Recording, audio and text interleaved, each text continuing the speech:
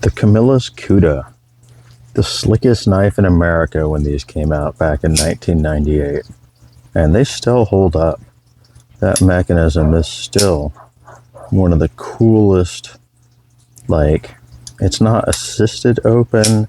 It's a completely manual sliding push button that once you get the hang of it, it feels almost like a switchblade.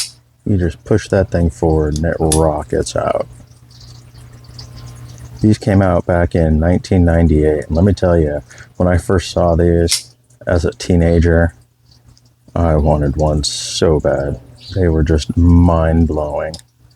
Now, of course, the ones that I saw were the original 1 and 2, the Spear Point and the Tanto. I've never actually seen one of the CUDA 3 rescue versions, at least not for sale, or I would own it. These won the most innovative American design back in 1998. Pretty cool that I actually got the paperwork in the box with this one. It seems like I always get them with no box. Yeah, I've been trying to track down one of these 4S versions, the Camillus CUDA Claw, for a long time. Supposedly these are the rarest versions, which makes me wonder if the rescue ones even really went into production.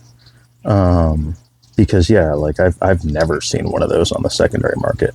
I've seen these pop up very rarely, and they tend to be a bit more expensive than the normal ones.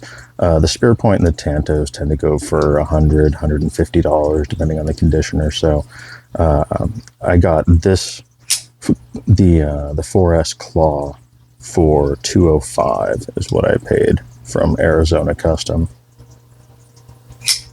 Yeah, really, really wicked design.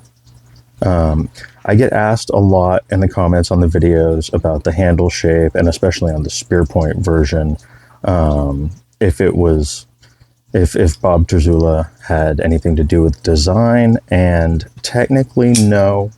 But the actual designer, Phil Gibbs, has said that he loves the Terzula ATCF and carried one for like 10 years and was probably influenced by Bob for sure. This Claw version, the story I've always heard was that they were requested by Sheriff's Department, I believe, as a quick access one-hand knife that could be used to cut knotted bed sheets when needed, when inmates try to take themselves out of the equation. That's the story I've heard. I don't know if it's true. It seems like maybe the rescue version or a serrated rescue version probably would have been better for that, but that's what I've heard. Super stoked to finally have one of these. I got the Tanto, I got a mini Spear Point, and now I've got the Claw.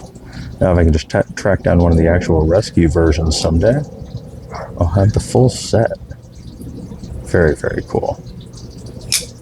If you're into weird mechanisms, you definitely need one of these. They do still make these. Technically, Camillus is still in business. They're made in China. They're made with a different steel. The mechanism is not nearly as dialed in from my experience.